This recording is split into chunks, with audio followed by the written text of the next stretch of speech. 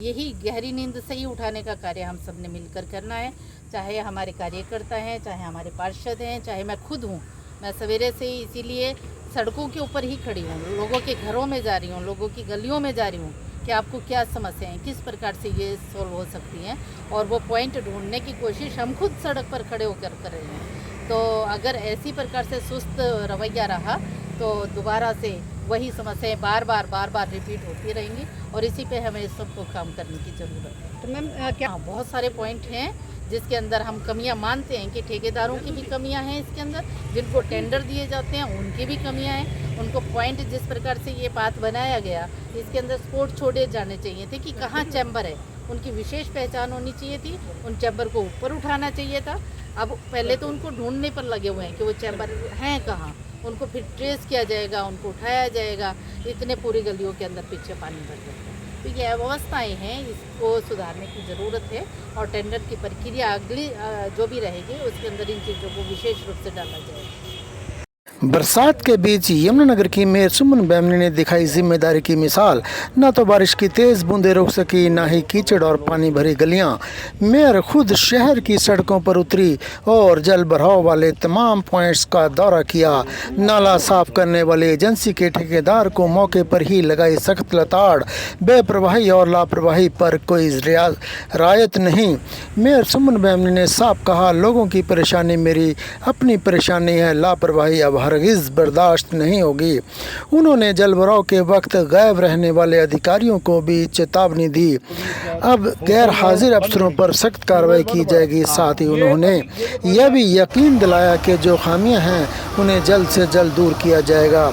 Mayor ने बारिश से परेशान लोगों के घरों में जाकर हालात का जायजा लिया और भरोसा दिलाया कि यमुनानगर को जल भराव से निजात दिलाने के लिए हर मुमकिन कदम उठाया जाएगा।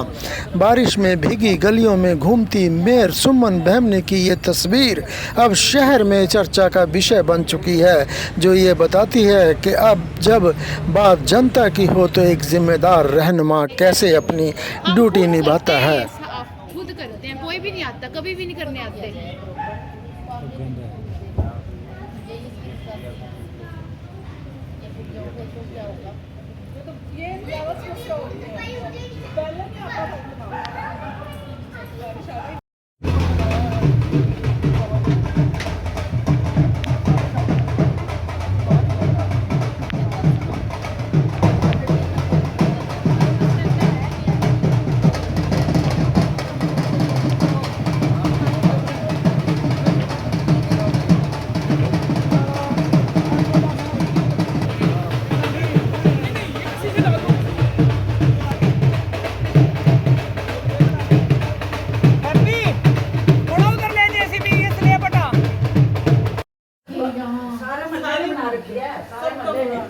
पंद्रह साल से हम कहने वाले सिंगल अब नहीं होगा, तब मेरे हस्बैंड बीमार बैठते कर देंगे कुछ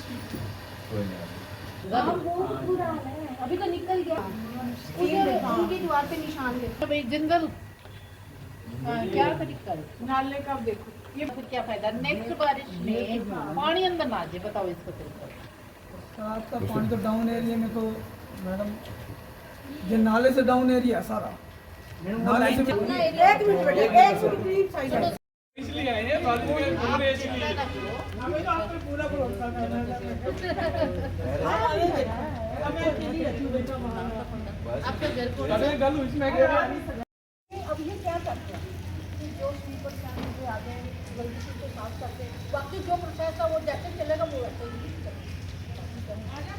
देखो अंदर देखो मेरी सिस्टर। और क्या आपने कैसी स्थिति देख रहे हैं? आज सवेरे से बहुत ही अधिक चिंता का विषय मेरे लिए रहा, क्योंकि बारिश जो हुई है वो इतनी ज़बरदस्त रही जिसकी वजह से ओवरफ्लो हुआ, और चाहे वो सीवरेज की समस्या है, चाहे हमारे नालों की समस्या है, चारों तरफ बहुत सारी पॉइंट्स हमने सवेरे से चेक किए हैं।